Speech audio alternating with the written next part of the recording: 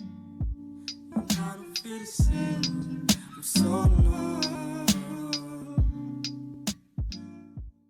Bonjour à tous, aujourd'hui on se retrouve pour une toute nouvelle vidéo et aujourd'hui je voulais vous parler de mes dernières lectures depuis le mois de juin parce que ça fait ultra longtemps que je vous ai pas fait de compte rendu de toutes mes lectures. Je vais essayer d'être rapide et concise pour pas que la vidéo dure 30 minutes, j'espère que je vais y arriver. Je vous promets rien, j'espère aussi ne pas oublier des lectures parce que j'ai pas tout noté sur mon blog et j'ai pas noté aussi tout ce que j'ai lu ces derniers mois. Normalement, j'ai rien oublié, j'espère en tout cas. Et au pire, si c'est le cas, je vous le dirai dans la description et je noterai un petit peu vite fait mon avis. Donc, on va commencer. Alors, durant le mois de juin, j'ai lu Journal de guerre écologique de Hugo Clément. Hugo Clément, c'est un journaliste que je suis depuis un peu plus de 2 ans, depuis le Covid en fait, sur Instagram et aussi. Ouais, non, juste. Sur Instagram et depuis pas très longtemps sur Twitter parce que j'ai vu qu'il y avait Twitter. C'est un journaliste que j'aime beaucoup parce que j'apprends plein de choses grâce à lui. Et du coup, j'ai décidé d'acheter son livre. Donc, le livre de poche, il coûte 7,40 €. Donc voilà, un bon prix. Je sais que j'avais commencé en mode feuilleté, mais du coup, j'avais pas la suite. Et après, j'ai dit, je vais l'acheter.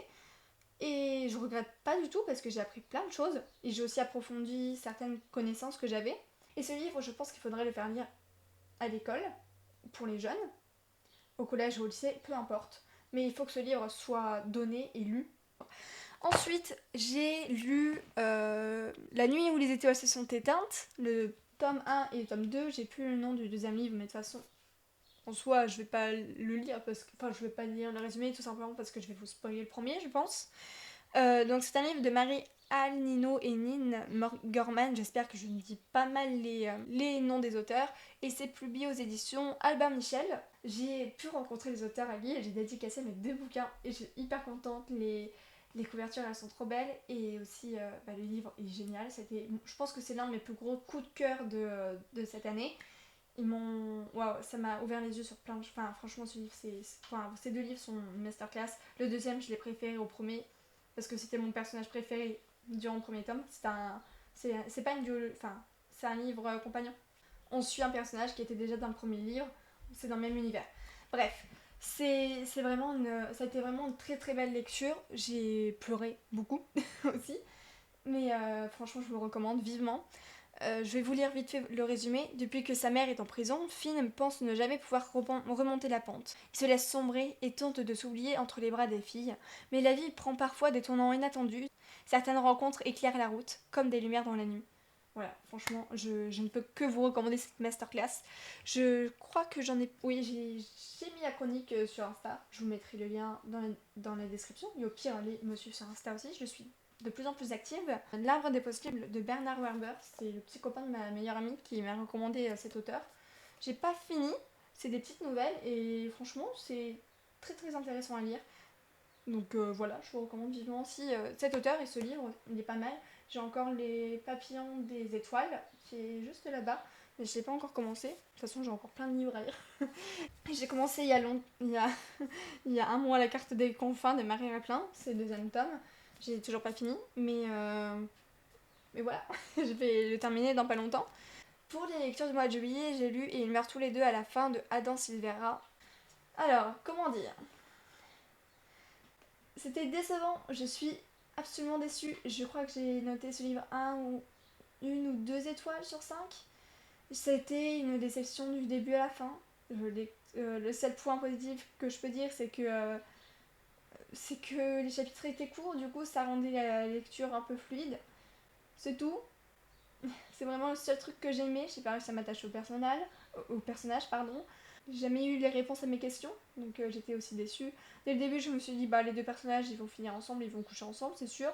C'était le cas. Excusez-moi, hein, je spoil, mais de toute façon, c'est tellement nul. Pour moi, c'était tellement nul que ça m'a pas. Je comprends pas le succès. Ouais, j'ai pas envie de pleurer. Zéro émotion. Zéro. J'ai eu zéro émotion quand ils sont morts. Le seul point positif aussi que je peux rajouter, c'est que la couverture, elle est belle. Du coup, ça va bien décorer ma bibliothèque. Et voilà, j'ai détesté ce livre. Et je comprends pas la hype. Ça va, j'ai vu quelques personnes aussi qui étaient de mon avis. C'est l'une de mes pires lectures, vraiment. Et je comprends pas. J'ai du mal à comprendre la hype. Une autre lecture que j'ai commencé, mais depuis un mois et demi, mais j'ai toujours pas terminé parce que c'est une lecture en audio, c'est audible. En fait, souvent je l'écoute le soir, mais des fois je m'endors. Du coup, je loupe et je recommence. C'est La Cour des Ténèbres de Victor Dixon. Et franchement, c'est pas mal. Des fois, j'ai un peu de mal avec le personnage principal, mais peut-être parce qu'aussi j'écoute et je lis pas. L'auteur, il a une imagination de dingue. Je peux pas trop juger sur la plume parce qu'en soi, je lis, donc je m'en rends pas trop compte non plus. Mais je trouve que c'est bien raconté en tout cas, et c'est très très intéressant. À chaque fois, j'ai envie de savoir la suite. Et là, c'est vrai que j'avoue, ça fait un peu longtemps que j'ai pas écouté la suite parce que je me couche tard en ce moment. C'est vrai que maintenant, je fais de plus en plus de service presse. On commence avec Monsieur Loup et Maître Renard, 12 histoires du soir de Stéphane Polegato. La chronique est déjà disponible sur Instagram, je vous mettrai de toute façon tous les liens dans les descriptions. Pardon. C'est hyper mignon, vraiment, c'est tout doux, c'est trop chouchou. Les chapitres ils sont assez courts, donc pour moi, peu importe l'âge, on peut le lire. Je vais vous lire vite fait le résumé. Suivez les 12 aventures d'un loup naïf qui veut grandir mais qui se fait toujours avoir par un renard rusé. C'était trop mignon. À certains moments, j'ai explosé de rire, vraiment. Explosé de rire, vraiment. Juste pour dire, c'était vraiment dans. Enfin, franchement, tout est bien dans ce livre. Je vois pas de point négatif. Je crois que de toute façon, j'ai très très bien noté le livre. De toute façon, c'est mérité. Je dois avoir mis. Ouais, je crois que j'ai mis les 5 étoiles sur les 5 étoiles. Parce que franchement, j'ai pas vu de point négatif. Et même à la fin, ce qui est super, c'est que on a un petit guide pour créer notre propre histoire. Donc c'est encore mieux pour les petits enfants. C'est super, franchement. Je vous le recommande vivement si vous avez des petits frères, des petites sœurs, et même aussi à votre âge, hein, vous pouvez le lire. La couverture est toute mimi, et l'auteur est vraiment sympa aussi. Ensuite, un autre service presse, c'est Valse froide de Pierre Thierry. Un matin d'hiver, une petite fille regarde danser les nuages. Ils lui font penser à la valse d'Hector Berlioz dans la symphonie fantastique. Un drame se noue. Peut-on échapper au tragique de l'existence? À Clermont-Ferrand, le lecteur fait connaissance avec une femme mystérieuse, Lia Métonymie. En Dordogne, Apollon, surnommé le coq-léon, vous entraînera dans une aventure inattendue. Ce recueil réunit 3 nouvelles, 3 brèves histoires à lire le soir, pour frissonner, sourire, rêver. 3 aventures pour savourer le plaisir de la lecture. Intercalées entre ces nouvelles, vous découvrirez des poèmes dont elles sont chacune un développement potentiel. Honnêtement, ça faisait hyper longtemps que j'avais pas lu un livre avec une plume aussi travaillée. Enfin, pour moi, c'était hyper beau, c'est hyper poétique. C'est court aussi, donc une lecture très très rapide.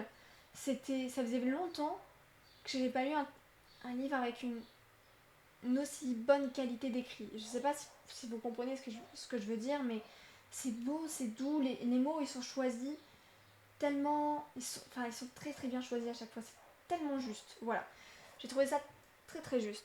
C'était une très très belle lecture. La couverture aussi est très belle, donc j'ai pu faire une belle petite photo. De toute façon, j'ai mis la connexion Instagram et vous aurez toujours la photo à chaque fois de chaque livre ici, grâce au montage. Ensuite, je viens de terminer Déviation à sens unique de Laurine Hannequin, publié aux éditions Bergame. Alors honnêtement, c'est pas un coup de cœur, mais voilà, c'est une petite lecture tranquille, à lire en été, sur la plage, au soleil. Enfin franchement, ça c'est hyper vite, c'est rapide, c'est agréable à lire. Il y a quelques petits points négatifs.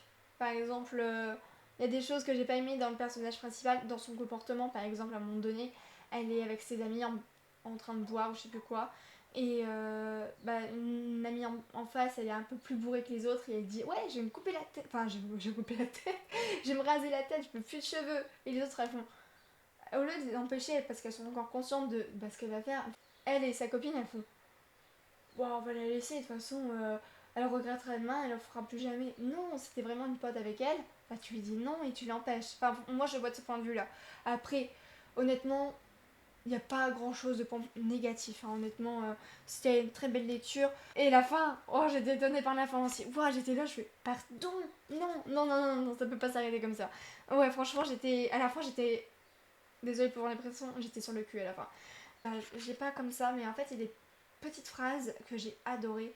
Et waouh! De toute façon, je pense que si j'écris la chronique, je mettrai ça en citation parce que j'ai trouvé ces phrases hyper belle et bien écrite. À certains moments, on avait des leçons de vie. J'ai lu Fallen Angel Lane, tome 1, Les enfants d'apparition de Fazia Sali. J'espère que je vais pas maltraiter le nom. Je pense que je noterai cette histoire 2,5 sur 5, 3 sur 5 si je suis gentille. C'est pas un coup de cœur non plus. En gros, il y a du potentiel. On va suivre des personnages qui vont se rencontrer et en fait, leurs rencontres vont un petit peu changer leur vie. Et enfin, en soi, c'est pas mal, vraiment. La première partie, j'ai eu un peu de mal, la deuxième, ça allait un peu mieux. Mais pourquoi Et pourquoi parce que je me suis habituée au style. Le style est vraiment bien, hein. Mais. Enfin, le style. Oui. Mais en termes d'écriture, je suis désolée, mais il y a encore du travail à refaire. Je sais que je suis personne pour critiquer ça, parce que moi, par exemple, récemment, j'ai relu une histoire que je pensais hyper cool. Je me suis, je veux dire, entre guillemets, vantée ici. Je m'étais dit, ouais, pour moi, c'est ma meilleure histoire et tout. Je l'ai relu là récemment, j'ai lu le premier chapitre, j'ai dit, c'est quoi cette daube? Voilà. On est quand même pas au même niveau, hein. Genre, il a un niveau, un cran quand même au-dessus de moi, hein. Je dis pas, vraiment, il y a quand même un cran au-dessus. Mais je me suis revue, j'ai retrouvé des défauts de moi quand je commence à écrire. Je sais pas si on peut comprendre. J'ai dit, même si j'aimais l'histoire, j'ai tout de même été gênée dans ma lecture par quelques points négatifs. On s'y habitue, mais parfois les phrases sont répétitives et de la ponctuation un peu bancale. Par exemple, j'ai 3 points d'exclamation dans les dialogues. Je sais que c'est pour ajouter de l'émotion, mais à force de voir ça, enfin pas tout le temps non plus, je crois, je sais plus.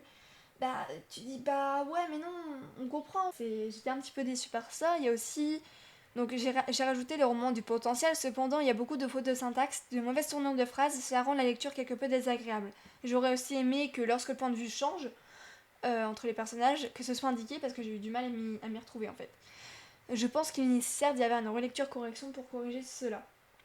Je pense qu'il n'y a pas eu de correction par une personne qualifiée, et du coup, c'est un peu décevant.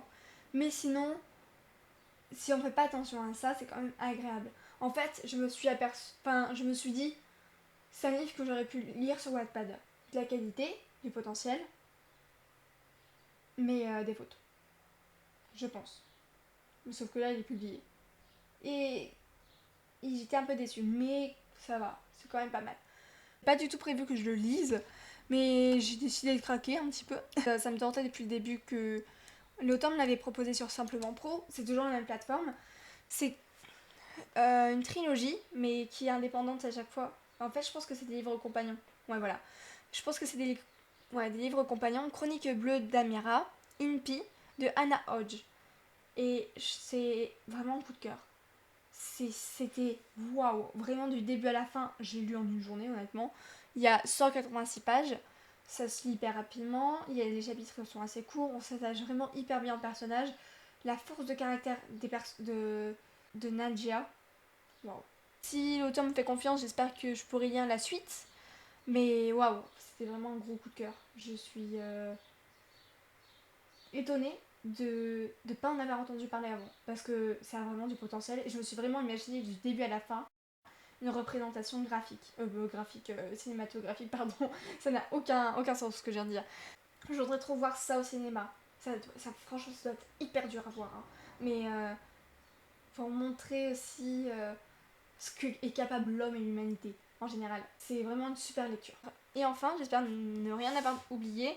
C'était un achat pas prévu, mais j'ai craqué quand je suis passée au furet et que j'ai vu ce livre. Je ne veux pas ne pas acheter L'année solitaire de Alice Oseman. Alice Oseman, j'en ai déjà parlé plein de fois sur cette chaîne. Elle a écrit Earthstopper. Earthstopper, allez acheter ses livres. Voilà, c'est juste ici, le petit i. Allez acheter Earthstopper, lisez-le. Et l'année solitaire, en fait, on retrace l'histoire de Tori, la sœur de Charlie, qui est dans Earthstopper justement. J'aime beaucoup. L'auteur a écrit ce livre quand elle avait 19 ans, il a été publié une première fois et là elle a retravaillé et republié du coup. Honnêtement, je l'ai acheté non, avant-hier je crois, hier ou avant-hier. Et j'ai déjà lu la moitié, à peine, ouais, 217 pages. À certains moments, je me reconnais un peu dans Tori, même si on n'a pas du tout le même caractère. Moi, à côté, je suis joyeuse et tout, et elle fait la gueule. Elle est comme ça, tout le temps. Elle est très très pessimiste. Moi, je peux l'être dans un certain sens, mais pas quand même comme ça. Mais il y a certaines réflexions qu'elle s'est fait, je me fais déjà poser la question. Enfin, je me suis reconnue un petit peu en elle à certains moments. J'espère n'avoir rien oublié en termes de lecture. Au pire, c'est pas grave, comme je vous l'ai dit, je le mettrai en description. Et de toute façon, maintenant, je disais de parler régulièrement sur Instagram pour présenter mes dernières lectures. j'ai oublié une autre lecture, je suis désolée, c'est Le Cercle de la Roche de Léa Uduris. Je mettrai les vidéos dans les descriptions parce que je peux pas en parler, la vidéo va bientôt se couper. J'ai adoré, c'est une duologie super, voilà. Salut, salut!